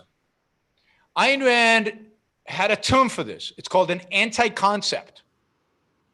It doesn't mean anything. It lumps together things that are legitimate and things that are illegitimate. What does globalism mean? It means, some people say, it means one world government. Well, I want to know, how many people in the world today believe in one world government? Really? How many people in the world believe in one world government? 5? 5,000? 100,000 maybe? There's no movement to establish one world government. Now, does globalism mean globalization? Zero tariffs and the movements of goods across countries? I'm for that. Does that make me a globalist, even though I don't believe in one world government? What about, does it mean movement of people across state lines? Does globalism mean that? Well, again, I'm for that generally, but I'm not for one world government. So what do you call me? I'm against one world government, pro-immigration, pro-trade. It's an anti-concept that means nothing. It's supposed to lump you together with the United Nations. I hate the United Nations. There's not a person on the planet Earth who hates the United Nations more than I do. Does that make me an anti-globalist, even though I'm for immigration? It doesn't make any sense. Just the use of the term. The use of the term. So I am for fewer countries. I think there are way too many countries in the world. I think having 200 and something countries is ridiculous. What's the difference between Northern Macedonia? Can't even be Macedonia. Northern Macedonia, Albania, Kosovo, Montenegro, and the former Yugoslavia. What exactly is the differences between them? Why do we have 75 countries in that little piece of land? Ayn Rand wrote about this, by the way, in the 60s, just in case you're worried about that I'm deviating from objectivism. It was called global balkanization. And she wrote about the fracturing of countries, and little countries here and little countries there, and everybody has a country based on what? Based on my, I'm from this tribe and you're from that tribe, and everybody has their little tribe that they want to have their little country for. I mean, that is barbarism, and it's primitivism, and it's a return to the Middle Ages, right? There's no difference. I mean, who cares if you're Polish or not, right? What matters is, what kind of country do you have? What matters is, what kind of life do you have? And if Ukrainians come in, who cares, right? What's the difference between Poles and Ukrainians? Can we count the genes that make up the difference? But why won't you accept Ukrainians or Germans or, I mean, the whole thing about this, about these arbitrary borders. So yes, there should be more than one country. We want more than one country so we have options, so we can run away when our country gets bad instead of, sacrificing for it this is the anti-nationalist view, we can run away to a better country. But you don't need 200 and something countries to do that. Indeed, Europe shouldn't have as many countries as it does. There should be a lot of fewer countries. And when your country gets really, really bad, you should leave it. And what you should fight for is the freedom to leave and the freedom to go somewhere where you can live a better life for yourself, rather than building walls to keep you in and to keep others out, which is what all walls are built for. They start out as walls to keep others out, and they soon become walls to keep you in. Is there some flaw in capitalism? There is some weak point maybe, or something dangerous about that could come with a free world? Yeah, it's dangerous. Life is dangerous. Capitalism definitely has risk. If you think capitalism is risk-free, life just is some Marxist utopia where stuff just shows up and everything's... No, capitalism requires risk, but risk is not a bad thing. Risk is not a negative. Now, it's not dangerous in the sense that, ooh, evil stuff. But no, there's no negatives to capitalism as long as you understand what negatives mean. I don't consider working hard a negative. I don't consider taking risk a negative. I don't consider being free a negative. So no, there's zero problems in that sense with capitalism. Capitalism is an ideal system, truly is ideal. Because what does it do? It leaves individuals free to live their life based on their values, pursuing their own happiness, using their own mind. How can that be bad? There's nothing bad about that. Zero, zilch, nothing. I have, for example, Ziemowit here. Ziemowit, are you with us?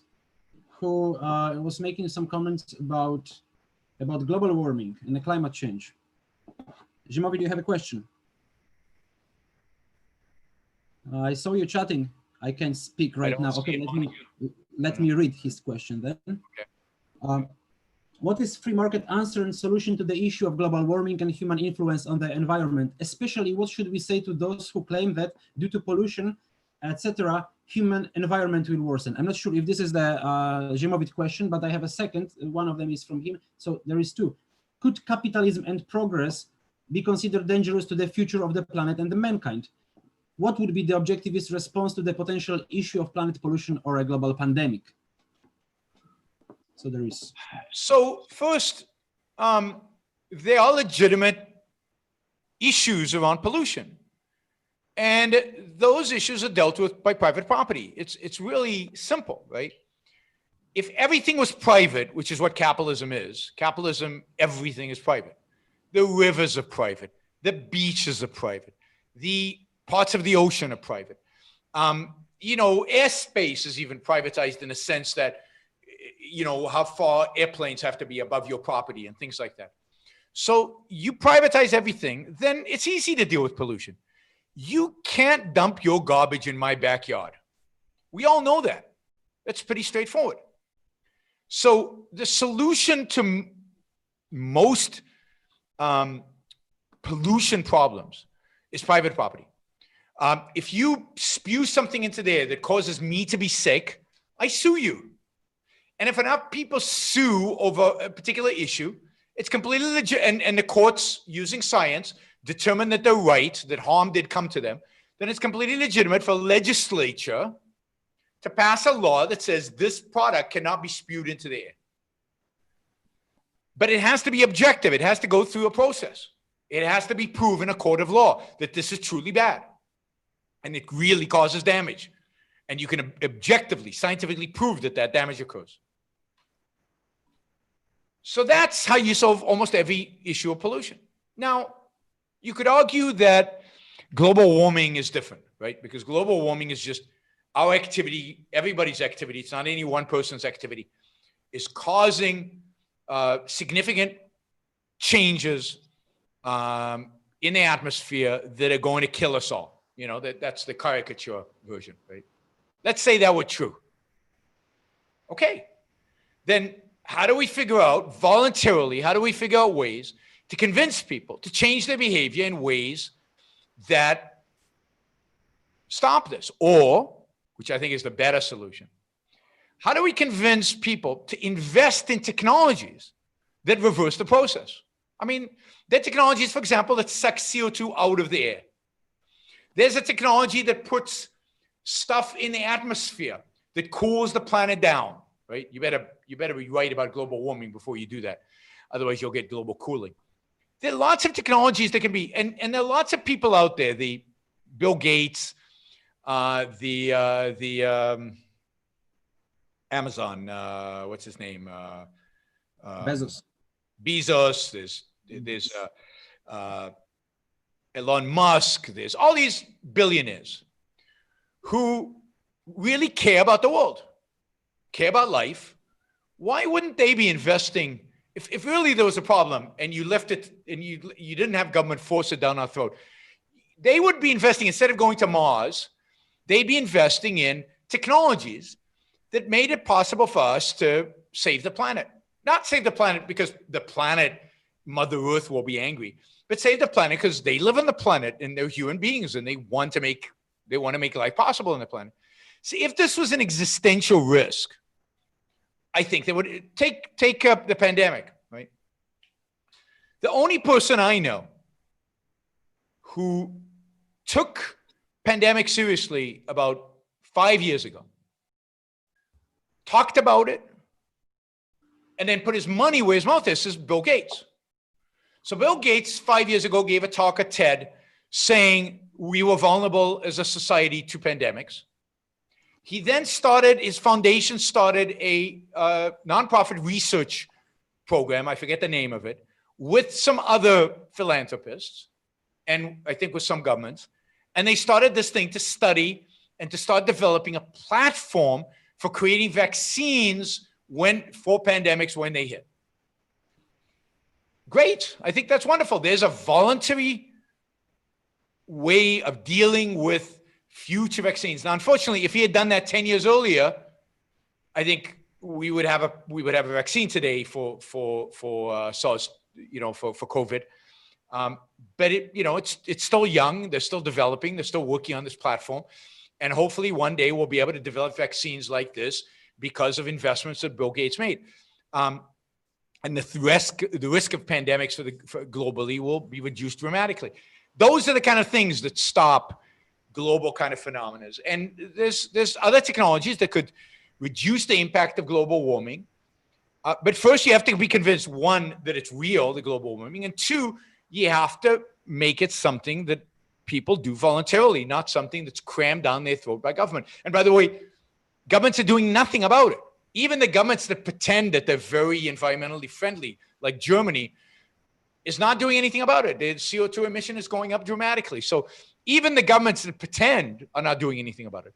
So why even count on governments? Let the market work. And the idea that participants in the market don't care about the destruction of mankind is nuts. Participants in the market, greedy capitalists, care more about the health of mankind than anybody else. They're part of mankind. They live in mankind. Their customers are mankind. Everything around them is mankind. They would invest in this and they would solve the problem much better than any government is going to solve the problem. Okay, we're going to wrap it up soon. I have two last questions regarding the strategy. Yaron, do you own Bitcoin? No. Why and why Ayn Rand Institute is not promoting Bitcoin enough, since it seems is the best tool that can help us give freedom and privacy from government and major financial institutions? Well, this is the biggest market player in a sphere of money. Why this tool is not so much promoted or supported by ARI? Well, I don't buy it because I don't understand. I buy stuff that I understand, and I don't understand what the value is. What's Bitcoin worth? Today, like $9,000. Why? 9,000. Why is it worth 9,000? Well, because probably people who want to buy it, they want to pay so much for some. It's completely detached from reality, in my view. It doesn't reflect anything real. It's not clear to me what the value should be. Should it be 11,000? Should it be 2,000? It's hugely volatile. It can't be money because money, one of the basic principles about money is that its value is stable. So anything that's volatile cannot be money. And one of the reasons when fiat money disappears is when it becomes volatile, or when it becomes so, when it goes like this, right?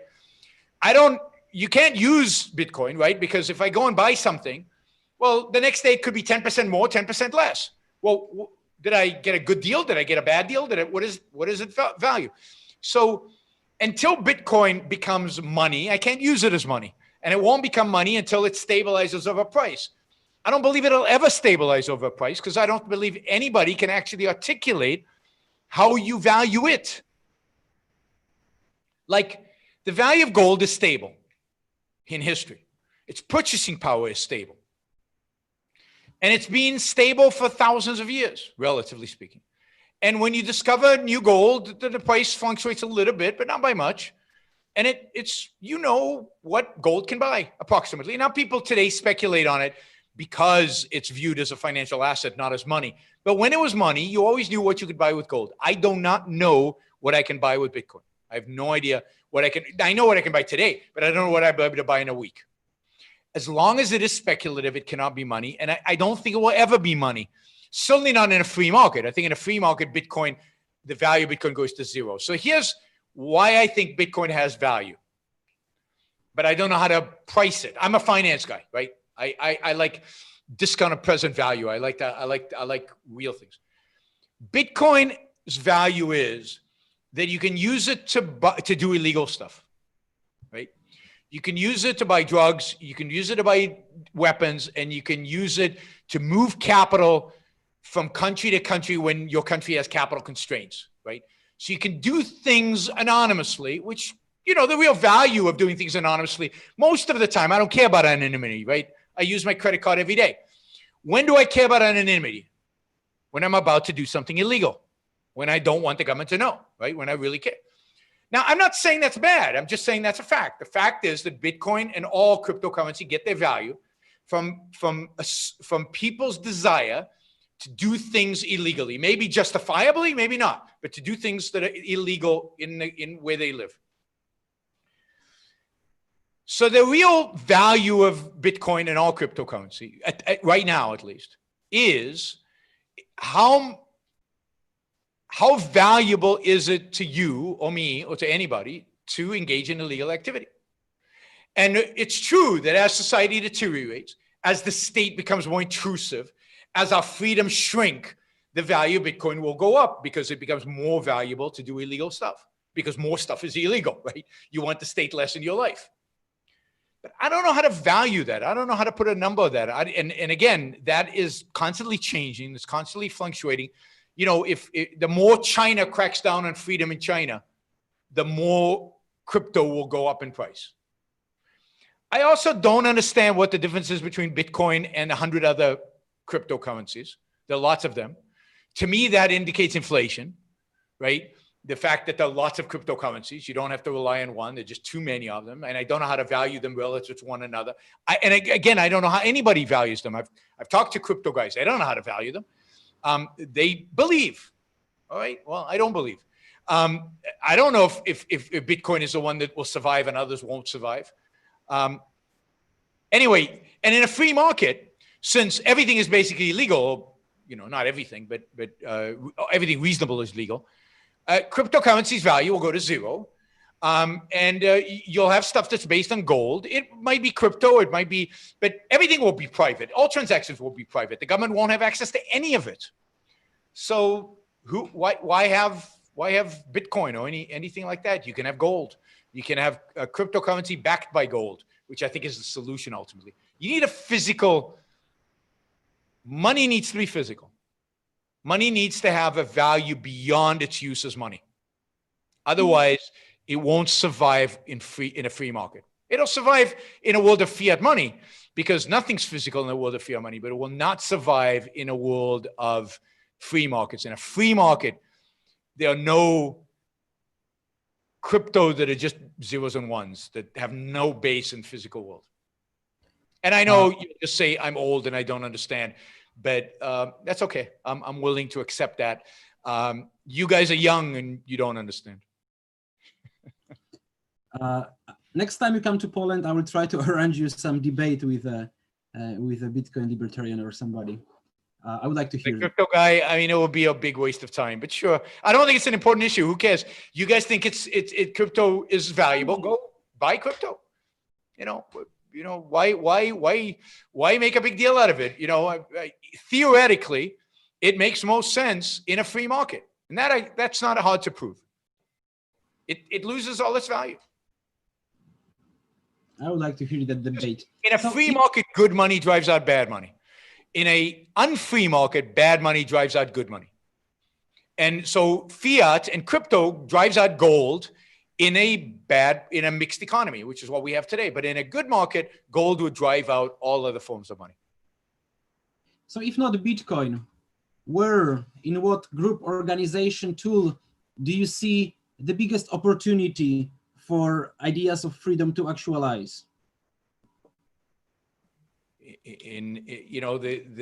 Well, because example, some people Bitcoin. claim Let me just be clear. Bitcoin actualizes your potential for freedom. Yes, I can use money which is not in hands of anybody. It's not in the control of the supply of the money. It's not in the hands of the government. But it's in the hands of speculators. The value of your money, it's not money.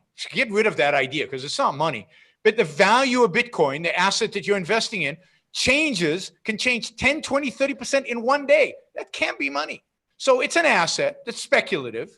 Great, buy it. I mean, that's fine. But you're not expressing your freedom by doing that. I can buy real estate. I can buy lots of assets that are not controlled by the government. I can buy gold, and it's not controlled by the government. Its supply is not controlled by the government. So there's nothing unique about Bitcoin, and it cannot serve as money. If I'm a seller of things, I'm not going to put a price on my goods unless that price can change every single minute based on the value of Bitcoin in that given minute. And basically what that does is it links Bitcoin to the dollar. What does that do? So, it's a fantasy you guys have that you think you're using Bitcoin so you're cool, and cool means freedom, but it doesn't. It doesn't mean freedom. You gain no freedom by using it.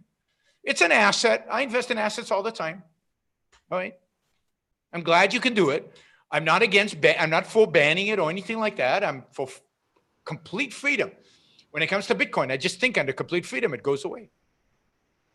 And don't you think that investing in Bitcoin would be more moral than investing in Chinese yuan? Yen. I think the only thing about investing is to make money. I mean, there's no moral about what you invest in, unless you're investing in something that actually is the pursuit of slavery. Investing is to make money.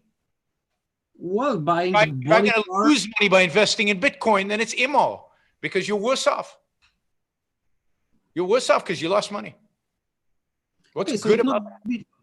Okay, so there is some other tool which you find unique and an opportunity for spreading objectivism. Some people thought in 90s that internet is something that will bring liberty to people as it brings knowledge. Do you think it is internet or maybe something else, some project, maybe some? Nothing brings liberty to people. People have to embrace liberty. And the only way people will embrace liberty is by adopting a philosophy of liberty, by adopting ideas of liberty. So the only way you can get liberty is by educating people about it. There's no shortcuts. There's no gimmicks. The internet is still an amazing tool for educating people about liberty. It won't bring you liberty. It isn't liberty in and of itself. It is a means of communication. Look at this. We're talking here, the people here from Poland. I saw somebody from Israel before. The people in the United States. There's somebody from the UK was on before. There are people from all over the world interacting and getting, hopefully, some education about the ideas of liberty. That's all you can do. The idea that there's some gimmick, there's some product, there's some investment that will create liberty, it just doesn't work. World doesn't work that way. What is required is to get people to think differently. And only education can get people to think differently. And then the internet becomes a great tool to educate people. Maybe you can use Bitcoin to educate people about monetary standards and to educate, and that's into liberty. But you can't, it's just a tool. All these things are just tools. They're not liberty in and of themselves. Liberty has to be established. And it's going to require a lot of work to establish liberty. So what is the biggest challenge or threat to spreading objectivism and making the world and society more reasonable and and Well, the free. biggest threat is unreason. The biggest threat is the inability of people to think. The biggest threat is diluting and perverting the philosophy. The biggest threat are the nationalists, the socialists, the conservatives, the anarcho-capitalists, the people who are ideologically different than what we are, right? They're ideologically opposed to opposition. This is a battle of ideas. It's not a battle of gimmicks. It's not a battle of propaganda. It's not a battle of marketing. It's a battle of philosophies. And until, the biggest threat to our philosophy is all philosophies that are opposed to our philosophy, right? So it's a philosophical struggle, and that means a lot of discussions, a lot of debates, a lot of Q&As, a lot of lectures, a lot of books, a lot of articles, a lot of books, more books, more books, more books. I know nobody reads anymore, but it's still the people who matter ultimately read. It's about getting the word out there, and I think, in a sense, wasting one's time on looking for a gimmick, looking for a shortcut, is wasting one's time, and we don't have time because the world is going in the wrong direction, and what we should be doing is advocating for ideas, for philosophy, for, a revolution, a moral revolution, an ethical revolution. Until you get that, all this other stuff, it doesn't matter. All right. We are about to do this for 2 hours. So thank you guys all for watching and attending this event. I hope it was interesting for you.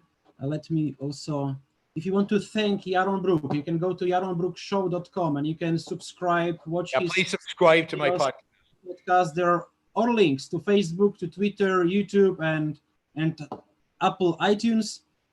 You can click support.